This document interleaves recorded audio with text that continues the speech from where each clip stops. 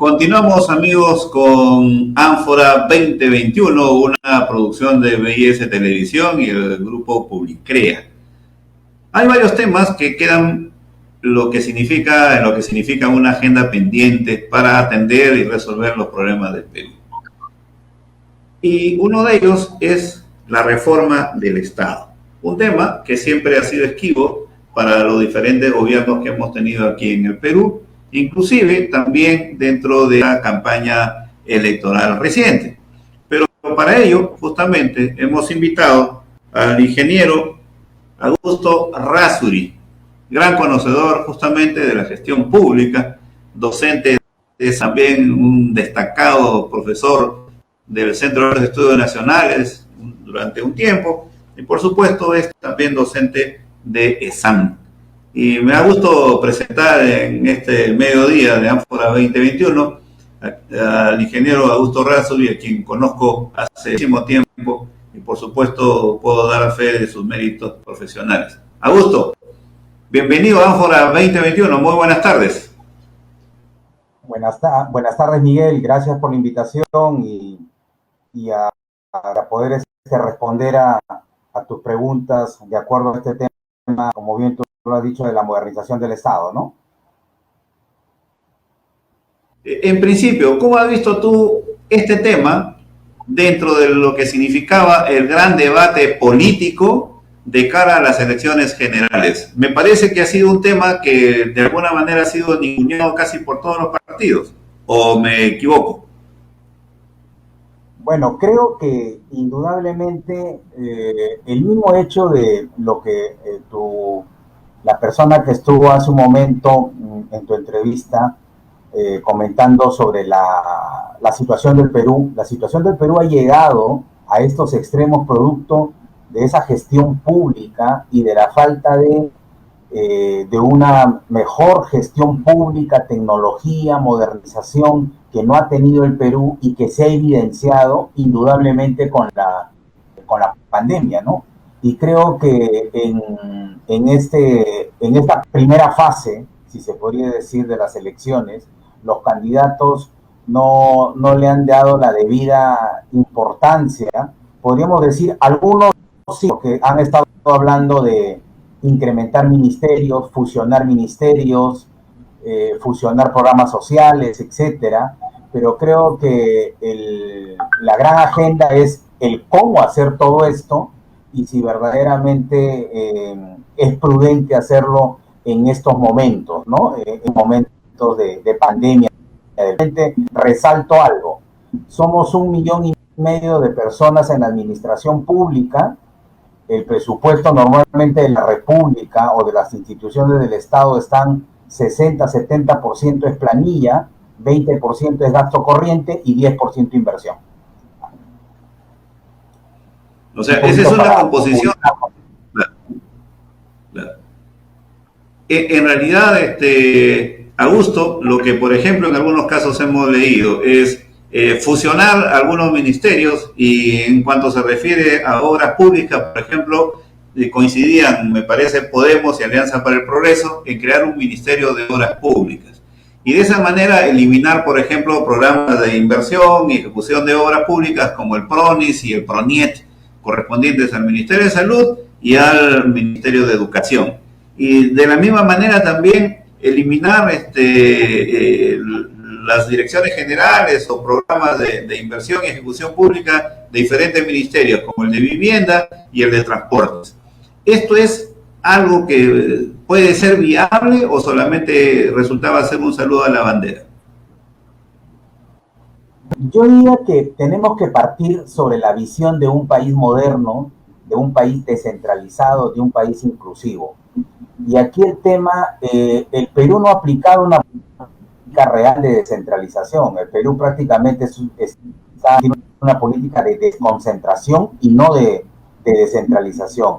Hay mucho centralismo, hay muchos programas creados en las cuales tienen mayores presupuestos que en algunos casos que los propios gobiernos regionales, y los gobiernos regionales al final se limitan a tener planilla, a tener llamemos 10-15% de sus inversiones, la estructura que estoy diciendo, y adicional a eso, si quisieran algo, tienen que ir al gobierno nacional para que el gobierno nacional le transfiera los recursos vía estos recursos a través del MEF para, llamemos, como bien lo has comentado, en el tema de educación, vivienda o en el tema de transportes, ¿no? Entonces, creo de que sí es viable, yo diría, sí es posible hacer una reforma del Estado.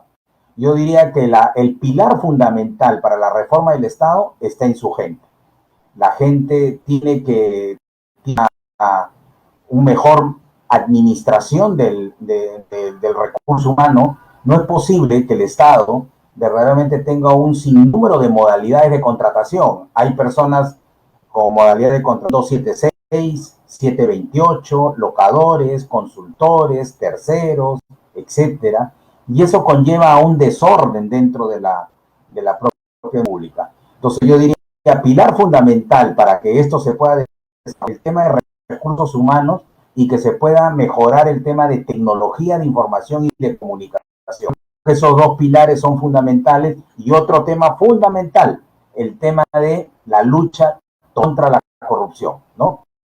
Contra la corrupción, el tema de fortalecer la parte de tecnología de información y de comunicación, y que verdaderamente hay un mayor alineamiento bajo un enfoque territorial entre el gobierno nacional, gobierno regional y gobierno local. Claro, esto que tú estás, Augusto, entonces tiene que ver en principio no necesariamente con, por ejemplo, la reducción de las plazas, sino más bien, digamos, convertir a los funcionarios, a los trabajadores de la administración pública en más competitivos, o de todas maneras tú crees que debe salir un porcentaje determinado de todos y cada uno de los ministerios? Yo diría lo siguiente, es indudable de que tal vez el gasto corriente es alto, ¿no? Por la estructura que estoy comentando. Pero el tema es que hay personas muy valiosas en las cuales, si el Perú verdaderamente, la inversión del Perú es 80% privado, 20% público. El año pasado normalmente se ha estado hasta devolviendo un 15%, 20% del presupuesto de la República en el tema de inversiones, por los motivos ya establecidos, ejemplo de la pandemia, pero siempre se devuelve dinero en el tema de inversiones. Entonces yo diría algo, si el Perú repotencia sus proyectos de inversión, muchas de estas personas que están, llamemos, en gasto corriente dentro de los sectores, podrían pasar a los proyectos nuevos o a los proyectos que estarían pasando en el Perú. Entonces, es como recolocar a la gente. En algunos casos, como bien lo has dicho, Miguel, tal vez capacitar, formar a estas personas, mucho tal vez en tecnología de información, en comunicación, porque hoy día con el tema del trabajo remoto, la gente verdaderamente tiene que tener el funcionario hace 20, 10 o 15 años ya no es el mismo de ahora. Ahora tiene otras competencias. Tiene competencias como el tema del hecho de la transformación digital, tiene competencias, tiene que tener habilidades, en este caso tecnológicas. Entonces, hay que formarlo en ello. Entonces, el Estado tiene que modernizarse, tiene que ir hacia una transformación digital. Y ese personal tiene que ir hacia esa transformación, y el personal, entre comillas, excedente, debería ir hacia los proyectos de inversión del Perú, hacia los nuevos proyectos de inversión del Perú. Claro, hablabas, Augusto, de la necesidad de tener una lucha frontal también contra la corrupción. Pero eso pasa, por ejemplo, también con el tema de las licitaciones y concursos públicos nacionales e internacionales. ¿Consideras que el marco legal actual permite realmente enfrentar la corrupción cuando, por ejemplo, se han utilizado hasta organismos internacionales para hacer concursos que luego han impedido que intervenga, por ejemplo, la Contraloría de la República, pero después hemos constatado que ha habido muchos casos de corrupción en todas y cada una de las obras públicas, lo cual ha sido revelado, por ejemplo, dentro de las investigaciones del caso Lavajato? ¿Cómo enfrentar justamente la corrupción por este tema de los concursos y las licitaciones nacionales e internacionales? Yo comentaría acá dos cosas. Yo creo que debemos partir sobre los valores de las personas, de los funcionarios que están o ingresan a la administración pública. Es difícil, indudablemente, en una sociedad como la nuestra, lo que uno puede decir, no estamos en Australia, no estamos en Suecia, y valgan verdades, la sociedad no es la misma sociedad que en esos países. Por eso que se está impulsando de mirar el tema de gobierno a gobierno y, como tú has dicho, con organismos internacionales que podría ser UNESCO, OIM, etcétera, ¿no? Entonces, bajo ese esquema de mirar el tema de lo que digo con estos organismos internacionales, hacer convenios con ellos. ¿Qué es lo que el Perú está haciendo? ¿Eso qué significa? UNESCO y M, tal vez el costo que significa manejar por parte de ellos está entre 1.5 2.5%. Los proyectos de gobierno a gobierno tranquilamente pueden ser 7%, 8, 9%, que indudablemente no es gratis, ¿no? Entonces se tiene que hacer. Y la otra, mirar por el lado de lo que podría ser la parte de concursos pequeños, llamemos con las áreas logísticas que tiene el Estado. Te pongo un ejemplo. En el tema de concurso-oferta, en la cual uno puede hacer el expediente y uno mismo podría hacer la obra, eso está bien. El tema simplemente viene por la parte ya de los valores de las personas, ¿no? Los valores de las personas me indican de que tal vez yo podría tener un expediente con un monto X y voy a hacer ese expediente. Yo mismo lo voy a ejecutar. De esa manera se acortan los plazos, pero ya es parte de una sociedad. Eso puede generar que yo pueda tal vez poner montos mayores, dado que yo mismo voy a ejecutar la obra. Entonces, es un tema de valores, de principios, pero yo diría algo adicional. Yo creo que aquí lo que se tiene que fortalecer es la tecnología de información. Cuanto menos llamemos el contratista de forma física converse con con el funcionario público, es mejor. Que todo sea a través de la tecnología. Que eso sea a través de la tecnología. Que eso aliviaría, por un lado, y la otra, como tú bien dices, tal vez fortalecer a la Contraloría General, con que sí les han pasado presupuesto a través del control concurrente, o que tenga un informe vinculante en ello, ¿no? Entonces, al final, como uno bien dice, si la Contraloría al final no tiene un papel vinculante en el control de los proyectos, la pregunta es, ¿no verdaderamente le han quitado un poco de piso a eso en la Contraloría, ¿no? Entonces, yo partiría como primera parte, porque no es tan fácil hacer todo esto, como primera parte yo diría convenios de gobierno a gobierno para los megaproyectos, irnos con mayor control, tal vez procedimientos, y buscar una nueva normatividad para el tema de medianos proyectos con organismos internacionales, y los proyectos pequeños ser trabajados a través de la ley de contratación y adquisiciones con los propios funcionarios públicos, con buenas plataformas de tecnología de información y de comunicación, y que verdaderamente la gente que trabaje en esto sea gente certificada, que hoy en día ya se pide la certificación por parte de la OCDE, etcétera, y que verdaderamente tenga una calidad de valores, principios, que verdaderamente estén a prueba de todas estas cosas, ¿no? Augusto, esto significa entonces que tiene que revalorarse un poco más o profundizarse el trabajo de lo que hasta ahora hemos conocido como el gobierno electrónico en el Estado, como una secretaría que pertenece a la presidencia del Consejo de Ministros, y esta estrategia de gobierno abierto que hasta ahora no vemos que esté en práctica, digamos, en su máxima dimensión, y que probablemente esto añadiría transparencia justamente al gasto público, las obras que hemos venido conversando.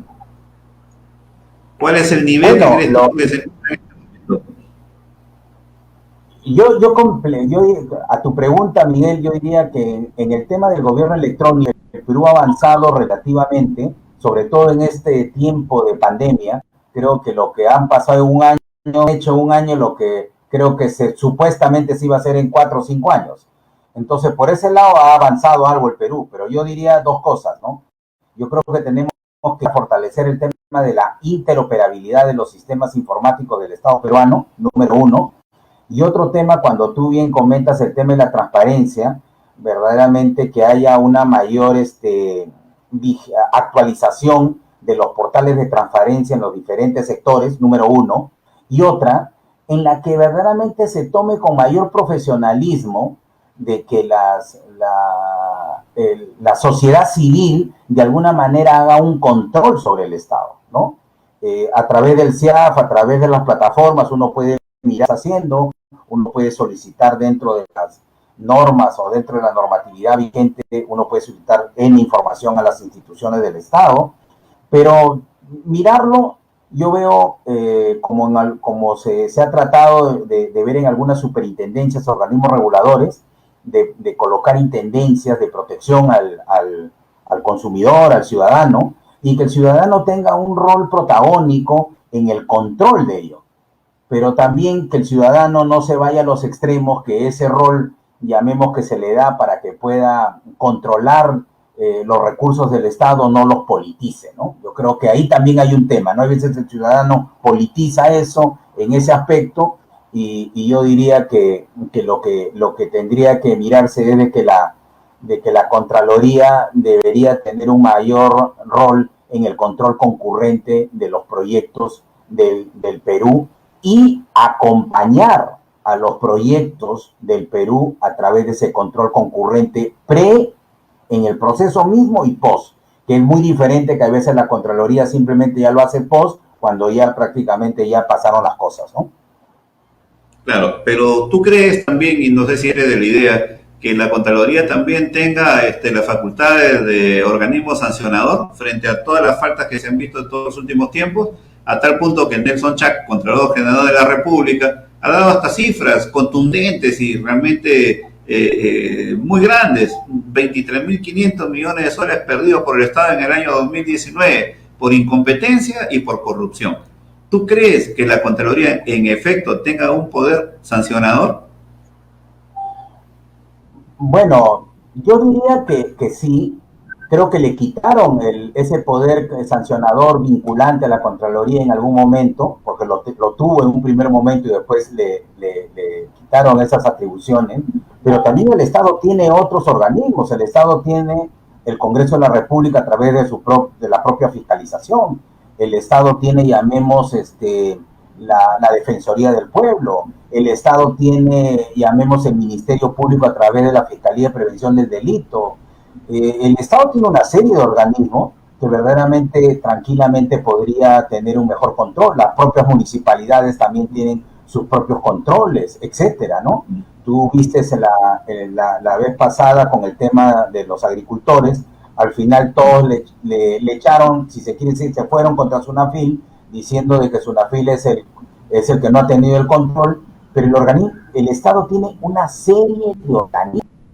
Creo que lo que está faltando es mayor eficiencia, mayor competitividad y un nuevo modelo organizacional que debe de ser un modelo organizacional bajo un enfoque de procesos con una tecnología de información vigente, actualizada.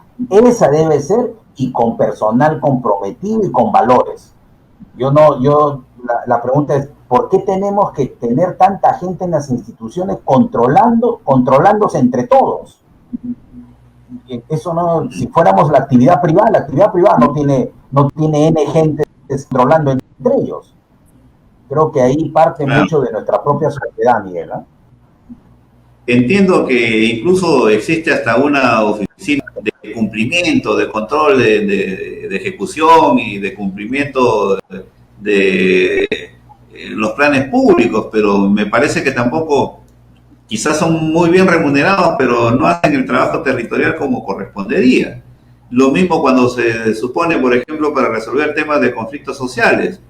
Mucho viaje, mucha reunión y cero balas. Los conflictos siguen, continúan, y eso perjudica también a la gestión pública en general y por supuesto distrae o hace perder tiempo en lo que significa la producción, por ejemplo, minera, agropecuaria, etc.